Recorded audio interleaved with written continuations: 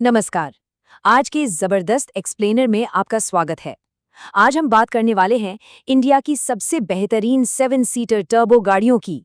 आपको पता ही होगा, जब बात आती है बड़ी फैमिली कार्स की, तो उनका वजन और उन्हें रफ्तार देने के लिए जो ताकत चाहिए होती है, ये एक बहुत बड़ा चैलेंज होता है। हम इन्हीं ऑप्शंस का एक डीप डाइव कैटेगोरिकल ब्रेकडाउन करेंगे, बिल्कुल सटीक डेटा और इंजीनियरिंग फैक्ट्स के साथ। तो चलिए शुरू करते हैं। तो चलिए सीधे इसमें डाइव करते हैं। आज हमारा रोड मैप कुछ इस तरह दिखेगा।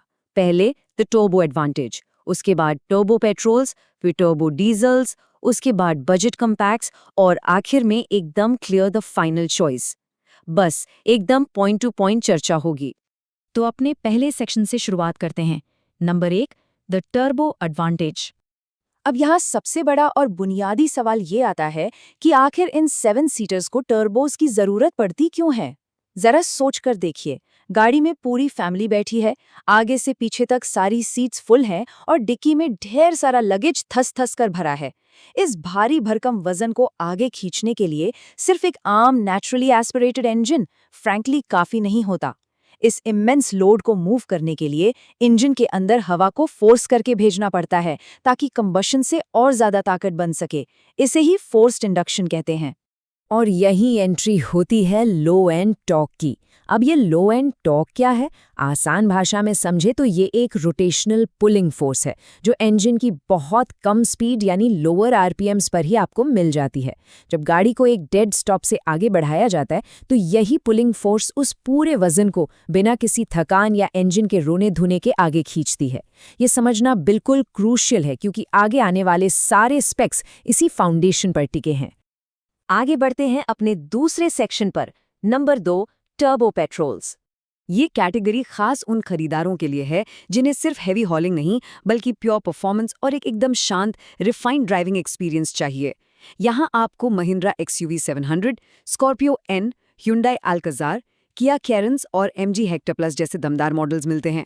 इन सभी के ब्रेक हॉर्स पावर यानी BHP के फिगर्स देखिए, काफ़ी इंप्रेसिव हैं। इन गाड़ियों में इंजन का शोर कम होता है और पावर डिलीवरी इतनी लीनियर होती है कि हाईवे पर राइड बिल्कुल स्मूथ रहती है। तो अब यहाँ सबसे दिलचस्प बात देखिए, ये 200 BHP का मैसिव फिगर, महिंद्रा का 2.0 लीटर एम स्टॉलियन इंजन, असल में अपने क्लास में ये सबसे ज्यादा पावर प्रोड्यूस करता है। एक भारी 7 सीटर में इतनी ताकत होने का मतलब है कि ये गाड़ी हाईवे पर लगभग किसी स्पोर्ट्स SUV की तरह उड़ती है। लंबे ट्रक्स को ओवरटेक करना हो, एकदम एफर्टलेस महसूस होता है। लेकिन देखिए, सिर्फ रॉ पावर से तो काम नहीं चलता ना, रिफाइनिंग द ड्राइव भी उतना ही जरूरी है। उदाहरण के लिए अल्काज़ार में मिलने वाला लाइटनिंग फास्ट DCT यानी ड्यूअल क्लच ट्रांसमिशन, ये गियरबॉक्स शिफ्ट्स को इतना सीमलेस बनाता है कि गाड़ी का मोमेंटम कभी टूटता ही नहीं। और हेक्टर प्लस का वो massive tech heavy infotainment system, या फिर XUV 700 में AWD यानी ऑल व्हील ड्राइव का ऑप्शन, ये सब चीजें मिलकर ड्राइविंग के अनुभव को कहीं ज्यादा प्रीमियम बना देती हैं। तो अब एक क्लियर फर्क समझे। एक तरफ है टर्बो पेट्रोल, जो प्योर परफॉर्मेंस और रिफाइनमेंट पर पूरी तरह फोकस करता है। यहाँ आपको हाई रेविंग नेचर और इंस्टेंट तेजी मिलती है। और दूसरी तरफ है टर्बो डीजल, जिसका मेन फोकस हैवी हॉलिंग और हाईवे एफिशिएंसी पर है।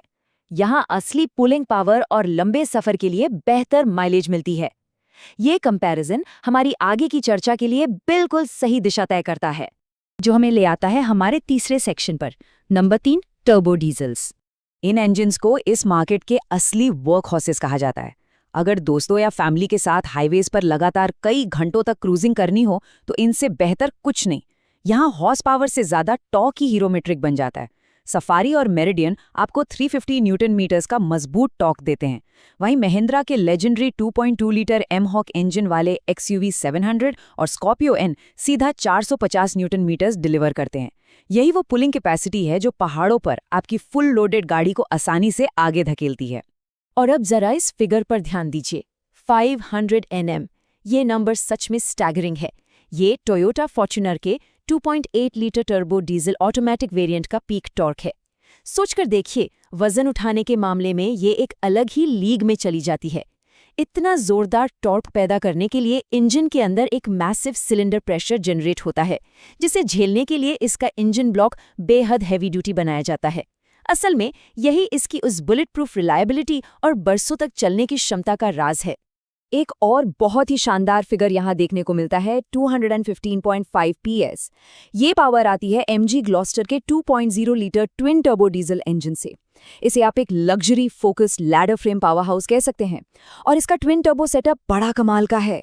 एक छोटा टर्बो लो स्पीड पर तुरंत हवा पुश करता है ताकि इनिशियल टर्बो लैग बिल्कुल ना हो, और फिर एक बड़ा टर्बो हायर स्पीड्स पर स्ट्रॉन्ग थ्रस्ट खींचता है।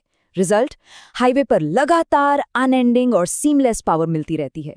चलिए अब थोड़ा शिफ्ट करते हैं और आते हैं चौथे सेक्शन पर। Number 4, budget compacts.